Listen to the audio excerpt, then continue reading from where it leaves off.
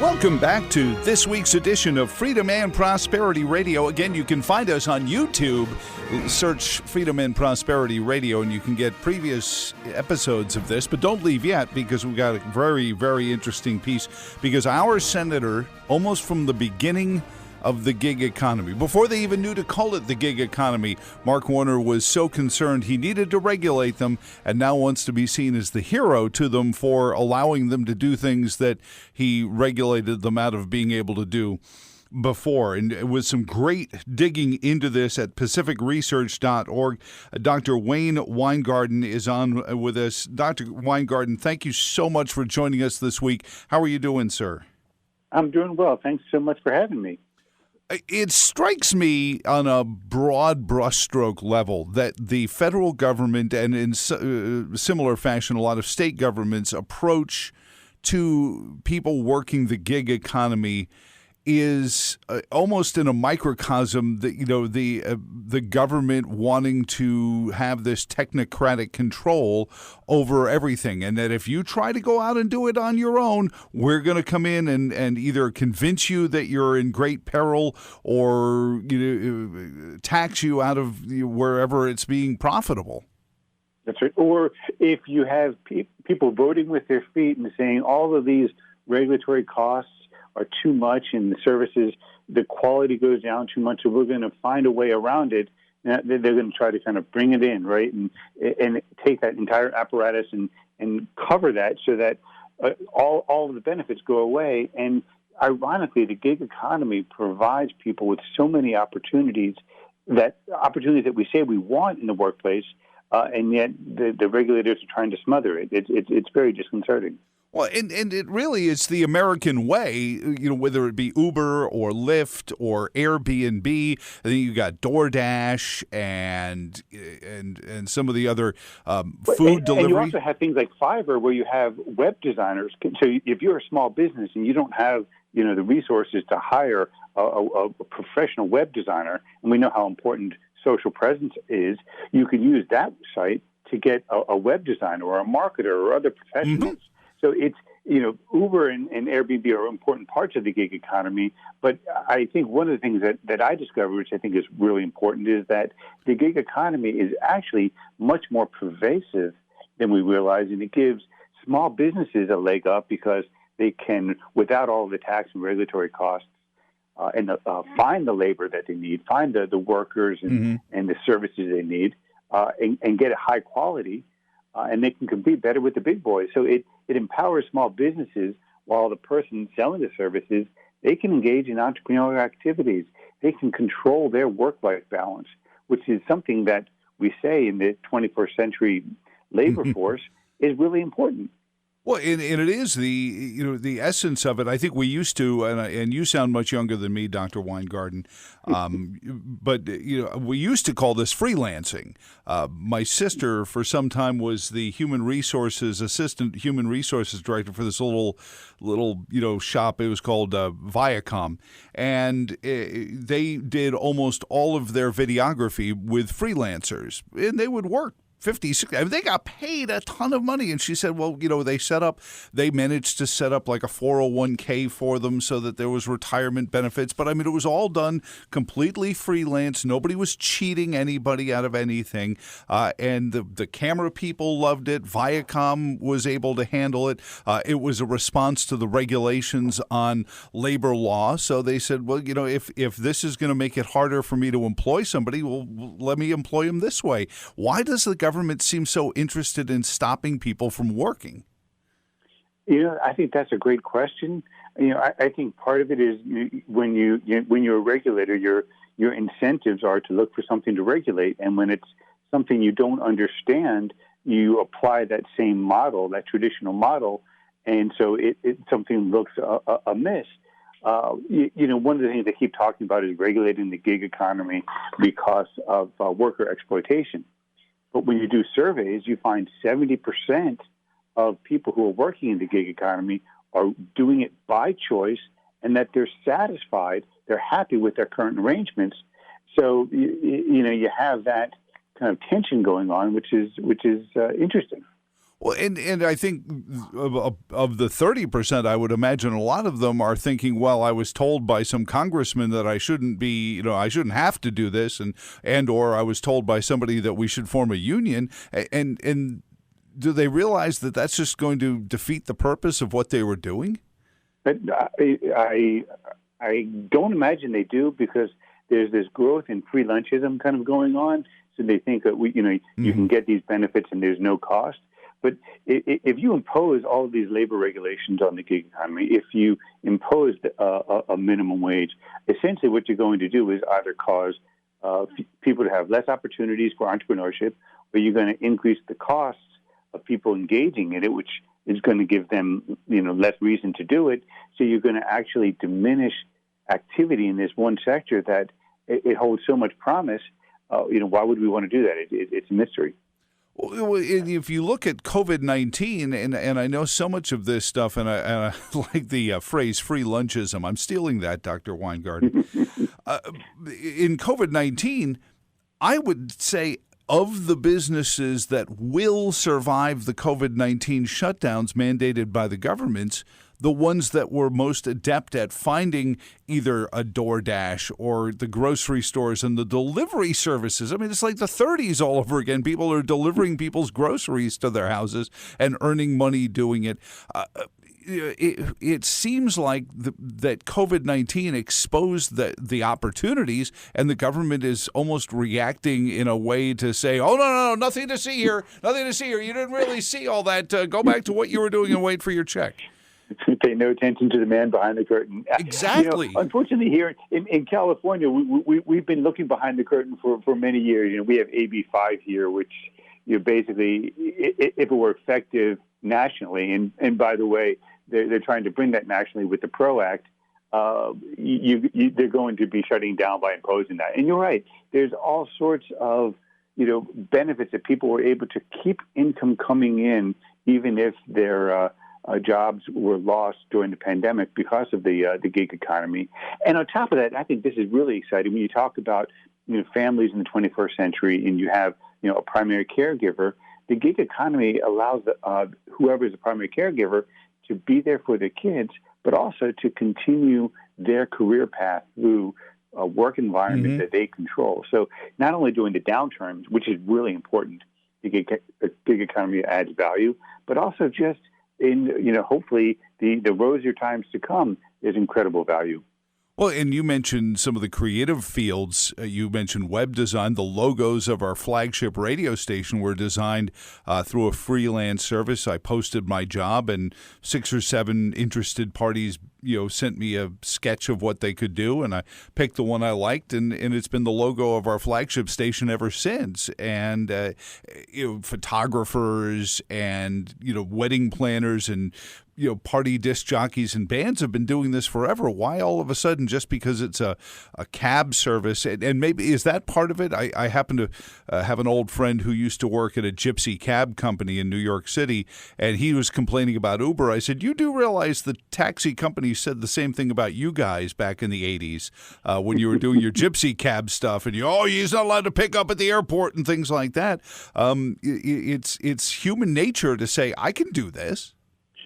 It's human nature to try to protect the people that are currently working, because those are jobs that you see. And so a lot of it is the seen versus the unseen. And remember, this is a global phenomenon, right? The UK Supreme Court just ruled that Uber drivers need to be subject to the labor regulations, the minimum wage, which is going to really imperil the viability of Uber in the UK, which is their biggest market in Europe. Terrible decision economically. And so this is a global phenomena, but you do have the problem, like in New York City, the taxi medallions have been harming taxi drivers and customers for many years, but there are people who are benefiting. And so when Uber and Lyft come in and disrupt that, there are people who are losing, and they're losing a lot of money, where taxi medallions, their value has been cut in half or larger. And so people who are relying on that for their retirement, all of a sudden that's been disrupted. So it is undoubtedly disruptive of the current way of doing things. And that always, you're going to see pushback from that. But that's the way progress happens. It's, the process of creative destruction. Well, and the taxi medallion system in New York City is one of the classic examples of the government creating a regulatory body, and then it grows to a point where it's almost become a quasi branch of government. You go to New York, and the taxis it just look like an individualized part of the mass transit system. That's right. That's right. And something people don't also recognize is that most medallion owners aren't taxi cab drivers. Yeah. And so the taxi cab drivers don't do very well because they have a fixed cost they have to meet regardless how much they earn. So on top of the gas and the other things you have to pay, you got to pay $100 to the house or whatever the number is before you can put one dime in your pocket. And many taxi drivers themselves are suffering under the system. And so Uber gives them a way to actually have opportunities. And opportunities in competition always improves people's welfare.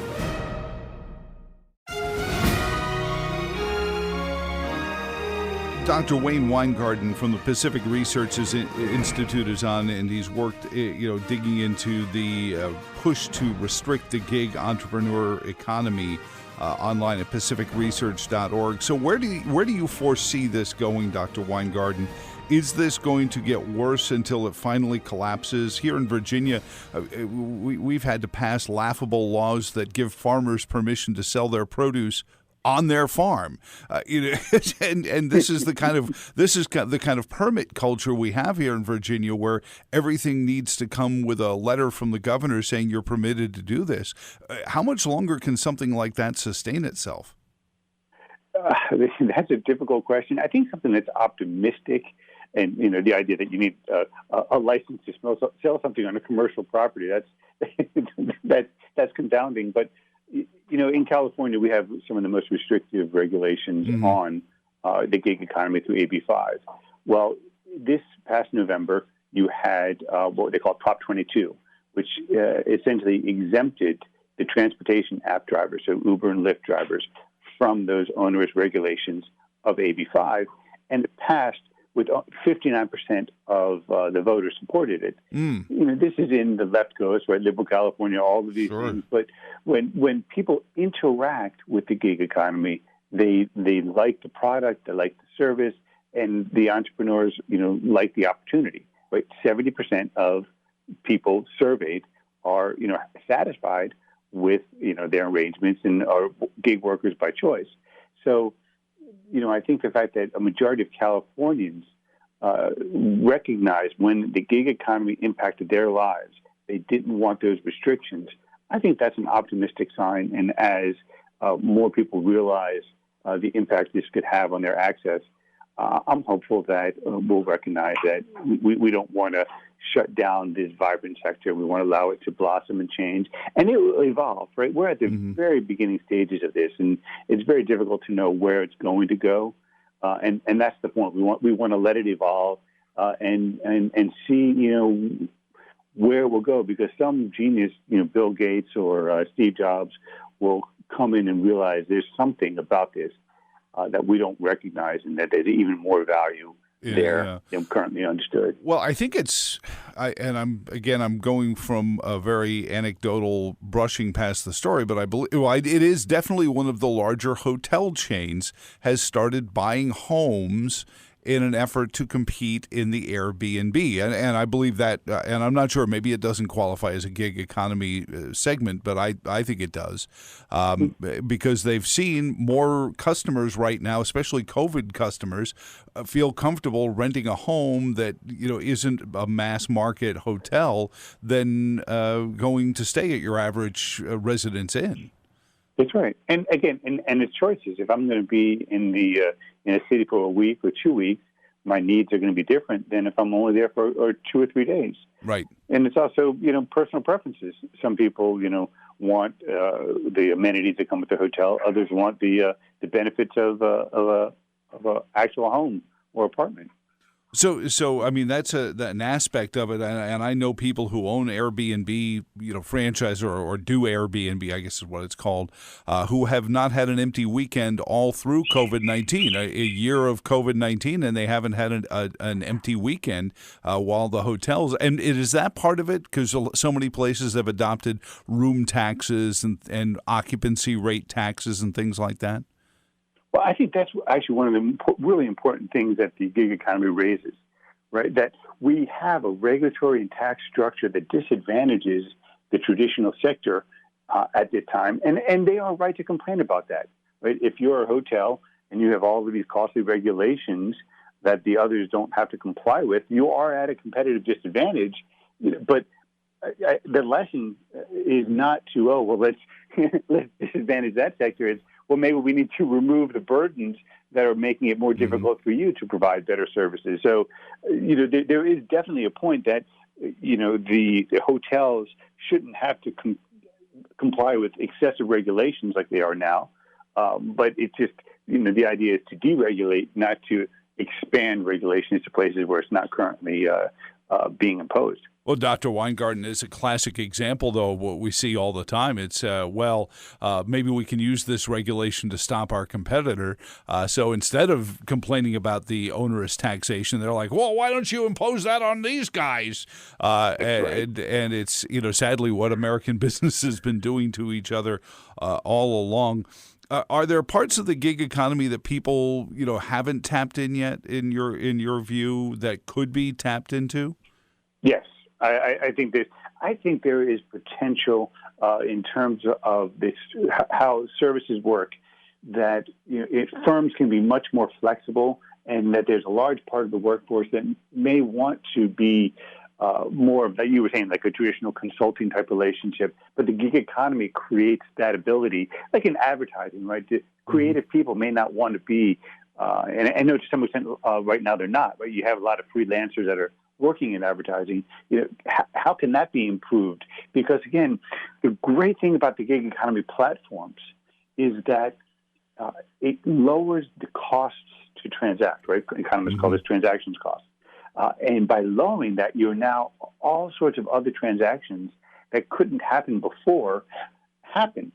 Because that's a tremendous benefit. And so, beyond advertising, marketing, which is something very obvious to me, but perhaps accounting, finance. I mean, there's all sorts of ways where you can get greater specialization, empowering individuals.